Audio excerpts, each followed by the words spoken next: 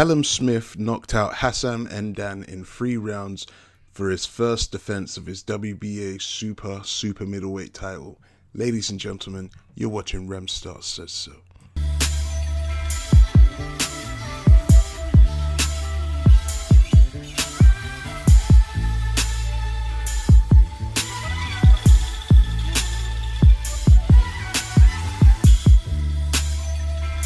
Let's get right into this one, guys. Sorry, I know it's late. I've been superly busy over the last week or so following the destruction of what happened last week.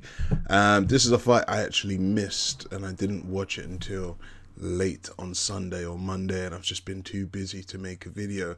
But Callum Smith, anybody who's been riding with me on this channel from the beginning, you guys know how much I like Callum Smith. In fact, it came to a point where people were starting to call me a Callum Smith fanboy. Maybe I am, who knows, who cares. But Callum Smith's one-sided destruction of Hassan N'Dann, wow, absolutely wow.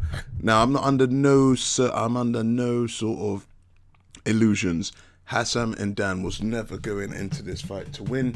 He took the fight for the money and to fight on the big stage, and he was never going to win. I'll be honest and I'll put my hands up. Hassan N'Dann is a blown-up super middleweight. He's been fighting the majority of his life at middleweight, and before the Smith fight, in his press conference, he said he believes he can still make the middleweight 160 range. It doesn't matter. He came up to 168 to fight and mix it with the big boys, and he challenged for the WBA Super, the WBC Diamond, and the Lineal Ring Super Middleweight Championship, and he literally got his ass handed to him.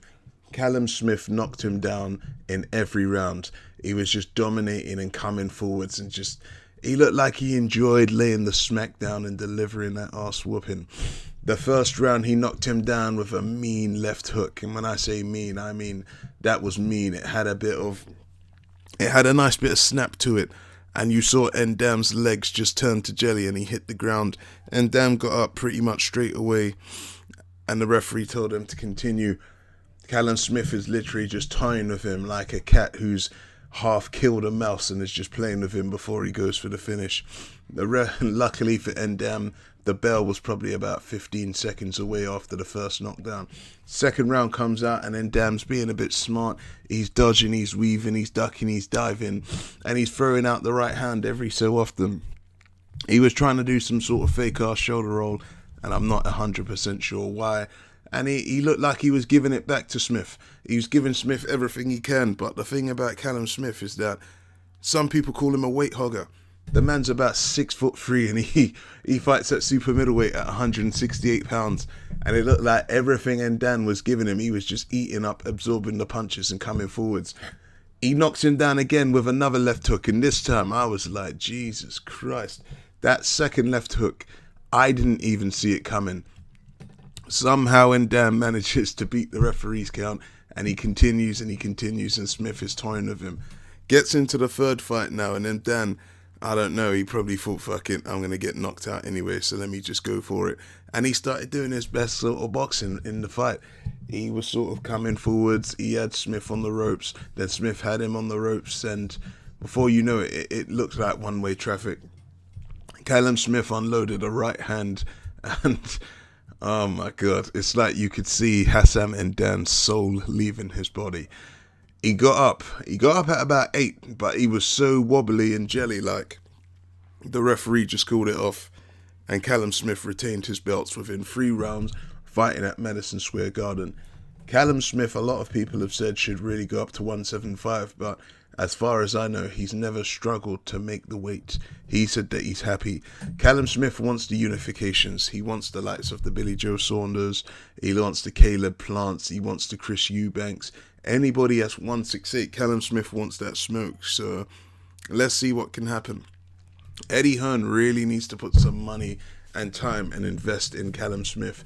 You've got the #1 super middleweight here, and he's been out the ring for about 8-9 months after beating George Groves. I think Callum Smith really needs to try and get out there maybe another 2 times before the close of the year. He really needs to grow his brand. You're the #1 super middleweight with the WBA super title. You've also got that WBC diamond belt and the lineal/ring championship. You need to be the new star of Matchroom, and you need to start growing your brand and start off rolling on your own shows. I think Callum Smith, I can't see anybody beating him. The only person I thought that could have potentially beat Smith was Gilberto Ramirez, but he vacated that WBO title to go up to light heavyweight. What did you guys think of Callum Smith's performance? Did you think it was a mismatch? Did you think it was a mismatch, or did you think, it doesn't matter who he gets in there with? I mean, Billy Joe Saunders saying that he wants that smoke. You might see Billy Joe Saunders take his first loss, and lost by knockout. I would love to see that unification.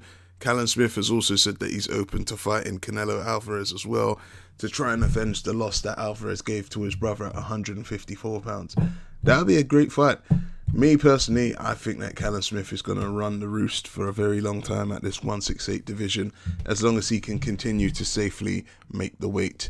At 6'3", fighting at 168, eventually it will catch up to him, but at the moment there doesn't seem to be any problems.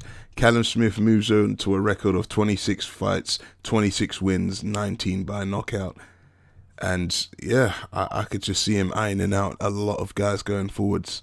After he ironed out George Groves for that in that World Super Series, I literally thought to myself, this guy's unbeatable.